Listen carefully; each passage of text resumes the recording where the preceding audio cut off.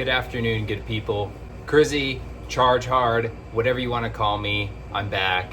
And I just wanted to clarify a few things. I wanted to clear some things up in regards to the channel, what kind of the purpose it is. Now that we've gotten some events under the car's belt, kind of just doing a health check. I do have a mysterious oil leak that I still have to figure out. At the same time, I'm porting the manifold as well. I've already taken it off the car, I've done half the work. You know anything about like HRZs? The intake hides a lot of things. So I took the intake off and I'm just doing basically just a health check of the car overall. But regardless, I wanted to firstly address the actual channel. Where is the channel going? So as far as the channel's name is obviously Charge Hard. Charge Hard is the brand that I had started previous to Grid Life, and Grid Life was essentially the debut of not only the car, but the brand itself. Charge Hard is the embodiment of what my style is. It's the embodiment of what I think drifting is. It represents me. Charge Hard is in a very, very small capsule and put in very few words is essentially the embodiment of drifting of what I see it as, and it represents my style of drifting. And if other people see that it represents their style of driving and it's something that they want to embody as well, then they're more than welcome to. I have a lot of plans for not only the channel, but I also have a lot of plans for the brand all in itself. It's gonna be much more than just a few t-shirts. I can't wait to prove to you guys, not just show you guys, but I can't wait to prove to you guys that over time, I do plan to evolve this into something that's much bigger than just myself. So I hope you guys can stick along for not only that, but also my venture as well. So moving on to the actual car. Lower one is already ported. I took the upper one off. This one needs to be ported. And again, like I said, just to reiterate, I'm doing a health check on the car as well. I have 2 events under the car now, and probably about, I'd say 100, 200 miles of street driving on the car. I haven't ran into any actual hiccups, nothing that's actually left me stranded in the car. Majority just, I've moved a lot of pieces, I've changed a lot of gaskets, I've unplugged a lot of things, I've plugged a lot of things back in. I just want to do a health check of the car now that I have the time. It's a rainy Sunday here in Florida. It's very, very humid out when it's not raining, so I have the AC going on in the back, as I'm sure that you are hearing. So it's just a chill Sunday, and I just want to go over the car that way. For our next event, we don't have any questions and we don't have any concerns going into that. So I'm gonna take you guys to the car. I'm gonna show you guys around it a little bit, kind of what I'm looking for in the car. There's really not much. It's really just an overlook of kind of, you know, what's going on. So I'm gonna move over to the car, and then we're gonna move over to porting the upper manifold. Hopefully we don't really run into anything else, but I mean, regardless if I do, you guys will definitely see as well. All right, so upper manifold is off right here. And this kind of exposes the whole valley of the motor all in itself. Really all I'm checking is to make sure that the valve covers, they're all dry. There's nothing kind of leaking down into the valley of the motor itself. All these corners where I put RTV, they're all dry. It's common for oil to be leaking out some of these corners on the valve covers. So that's why you put RTV there, much like you do with SRs as well. So that's good to know that there really aren't any leaks. Other than that, no fuel leaks, no O-ring failures. I'm pretty sure I would notice that while driving the car. So, I mean, regardless, it's good to know. Since the throttle bodies are bone dry, that kind of solidifies my thought in terms of blow by. There's not much blow by. The throttle bodies aren't dirty. They're brand new throttle bodies when I bought them. So it's good to know that they're clean. There really wasn't any oil here in the ports either, so I'm happy about that. Really, I think just the motor is suffering from age and from abuse. So I have a big plan for the car. I'm not giving up on this motor, but when it decides to give up on me, I have a very, very good plan, I think, for it, and something that will keep it in its OEM shape, but hopefully favor me for a bit more power in the future as well. So other than that, that's really all I wanted to check up on. The motor seems to be perfectly healthy. Well, let me revise my statement. The motor seems to be running fine. I'm not saying it's the most healthy. However, it starts, it drives, and it drifts with a little bit of influence of the clutch. So that's what I'm happy about. I'm in the process now of actually ordering everything to get the car back on Nitrous So I'm working with Bryce over at Bryce Kumis Racing. He's gonna be helping me plumb the whole system again. I'm gonna be doing a lot more preventative maintenance on the car, and I will definitely be sure to show you guys that as well. On the front cover here, I do have a mysterious oil leak that I don't really know if I'm gonna get into today because I really don't feel like jacking up the car and doing all that stuff. I don't have any foreseeable events here the next month or so, so I definitely will take my time with that. But there is a mysterious oil leak here happening around the front cover somewhere, leaking down to the oil pan.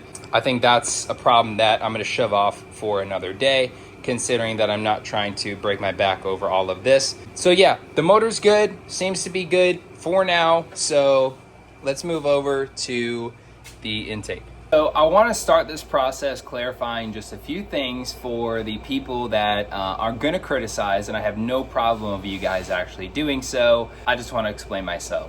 I am no professional in actually porting, but I'm a DIYer. I do a lot of things by myself. The only thing that I haven't done to this car is finalize the plumbing on the Nitrous system when it was first done and tune the car.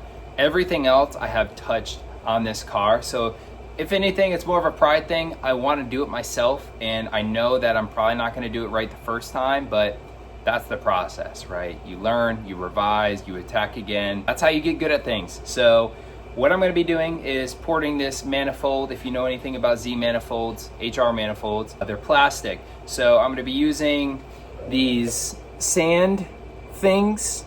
Basically, this sandpaper bit kind of screws onto this metal bit, and then you put it in a drill and then start sanding everything down. You guys will obviously see the process. This is the first tool I'm going to use.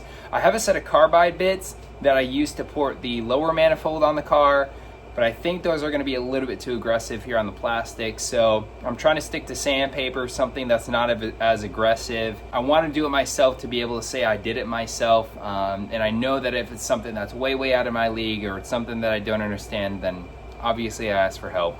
But something small like this, I think, is no harm, no foul, considering that I also have about 3 VHR manifolds sitting on the shelf behind me as well. If I screw this up really bad, then I'll just pick one off the shelf and I'll try again. So I'm gonna get started. I'm gonna start by cleaning the actual manifold. I guess we'll just start chipping away and we'll see what happens. All right, so the first thing that I'm gonna be doing is just taking a baseline measurement with this fancy handy dandy tool. To be honest, I forget exactly what you call these things, but I bought this years ago and I've used it about not even a handful of times. So I figured this would be the perfect opportunity to use this thing. So what I'm gonna do first is I'm gonna take a baseline of the size of the stock 3.7 upper manifold. I'm gonna be taking it in inches. So I'm gonna zero it out here and I'm going to extend it. So it looks like we're right at about 2.46. The only objective that I really have is to take down these grooves inside the actual manifold. There's plastic casting grooves in here inside the actual manifold that I just want to shave down. Anything that can improve the airflow, anything that you can do to smooth out those casting marks is nothing but a benefit. So I'm definitely going to be making sure that I get it as smooth as possible, and then any other area or any other thing that I can do to increase the actual circumference to allow more air into the actual manifold is beneficial regardless. So that's kind of where we're at on this. Would be the passenger side.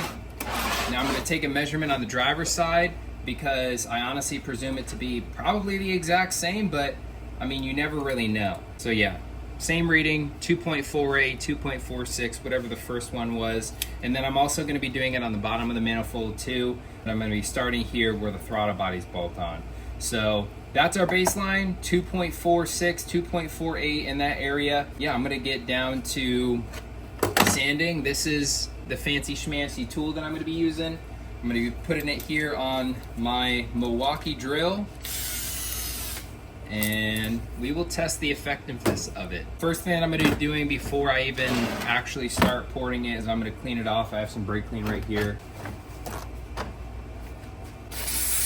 Oops, almost out of brake clean.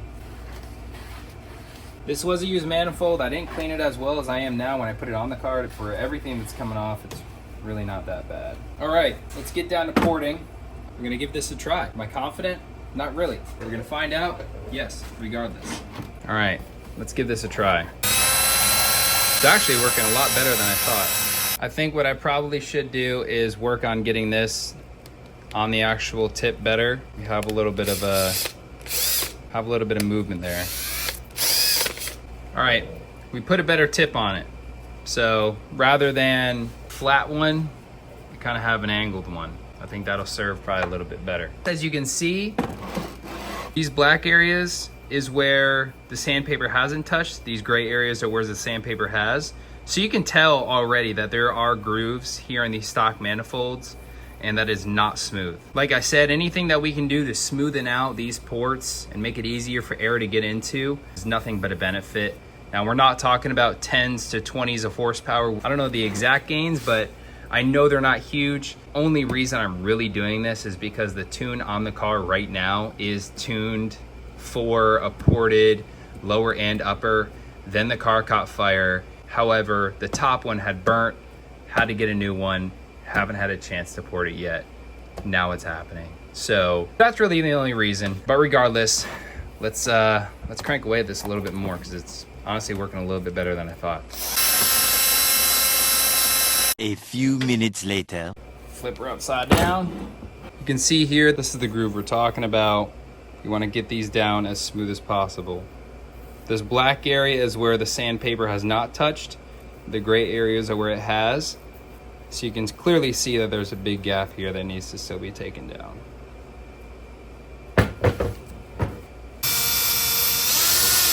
12 seconds later. All right, it's getting there. It's getting better, it's getting smoother, but still right here, there's still a decent sized lip right here. So I'm gonna crank this side out. I'm not gonna kill a bunch of memory on my phone. You guys know the objective. I'll be back when this side's done, and I'll show you guys a good example. So much later that the old narrator got tired of waiting and they had to hire a new one. We're back. I think I found the best process for porting these. You're sitting at 2.52, so I'd say that's about 0.6, 0.7 maybe. I don't know if that's huge in the porting manifold world. However, that's bigger than what it was, and that's all that matters. So it should be good for maybe a little bit more throttle response. I'm gonna take you guys through what I did that best ported this, both the quickest, the cleanest, and honestly the easiest. Doesn't look perfect, and it's definitely not perfect, but it's pretty damn smooth, and I'm relatively happy with the result. There's no more grooves. That groove right there is just visual. There's absolutely nothing there anymore. So pretty clean, pretty nice, pretty symmetrical. What I used firstly is a Dremel with this little extension piece. I did use a carbide bit. However, I used a rounded, you probably can't even see that, there you go, a rounded carbide bit, which basically allowed me to get in there and actually go at an angle, because you can't go flat all the way in. But even though I was at an angle, it's still rounded, so I didn't really have any problems with any edges actually digging into the plastic all in itself, because you need to be careful with that, especially with the carbide bit. And then I simply just finished it off with one of these. This one's toast, but I finished it off with a sandpaper bit to make it real nice and smooth, and I'm pretty happy with the result. So I'm gonna finish this up. I'm just gonna clean up the edges and whatnot. I'm gonna go to the passenger side, and then I'm gonna do ports on the bottom as well and clean that all out, and then wash the whole plenum out and then throw it back on the car.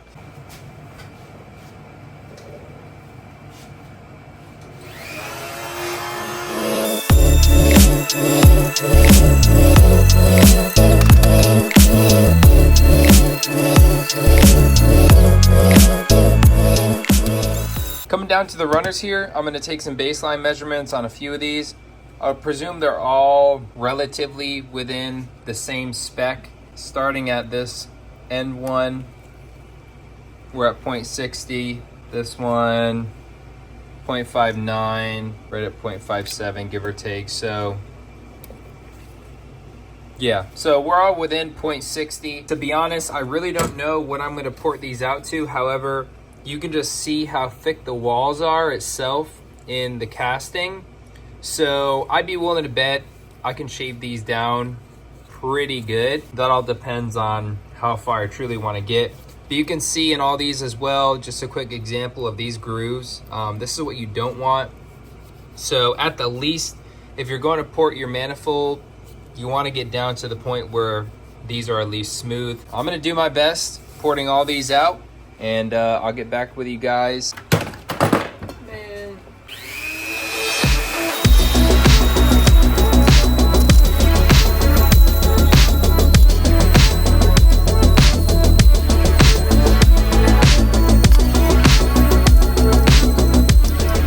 All right, I'm not sure if I measured correctly in the last clip, but I'm gonna redo the measurements, or I'm gonna revise the measurements. I'm gonna zero it out right at 1.8 inches.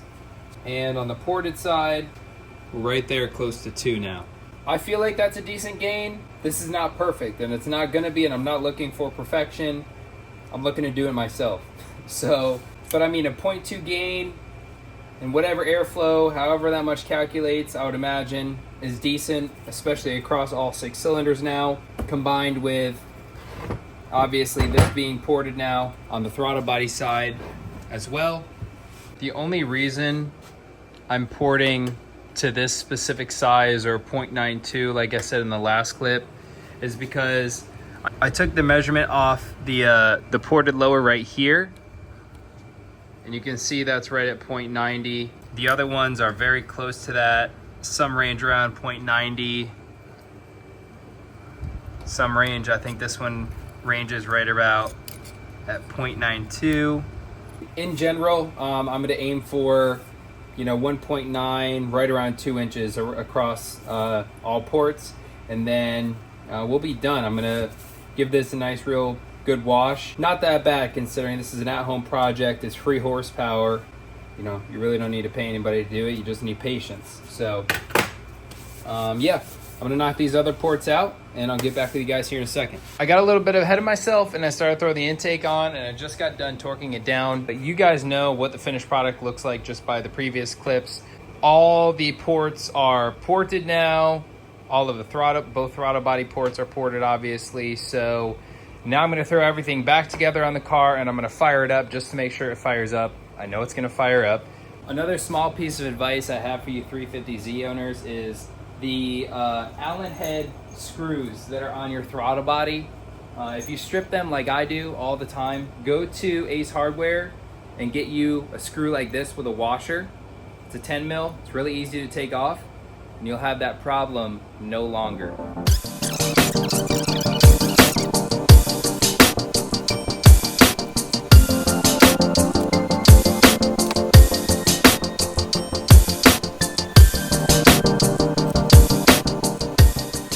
All right, theoretically, now that everything's plugged in, I'm gonna crack the garage open a little bit, not all the way. It's humid here in Florida. Everything's plugged in, everything's hooked up. Should just fire right up. Neutral. Very nice.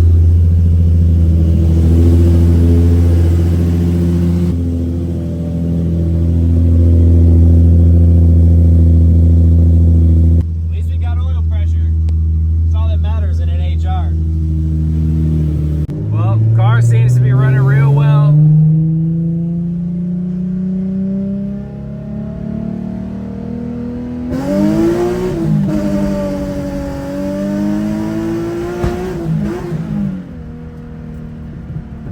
I hate when I miss third. It'd be like that sometimes. That's gonna wrap it up here for me. Really excited, car works, obviously. So that was the last step before we get the car back on Nitrous. So I'm gonna be working with Bryce Kumis Racing to finalize the car and finish all those details, get the car back on Nitrous reliably and a lot more safer. So I'll be sure to take you guys along that process as well.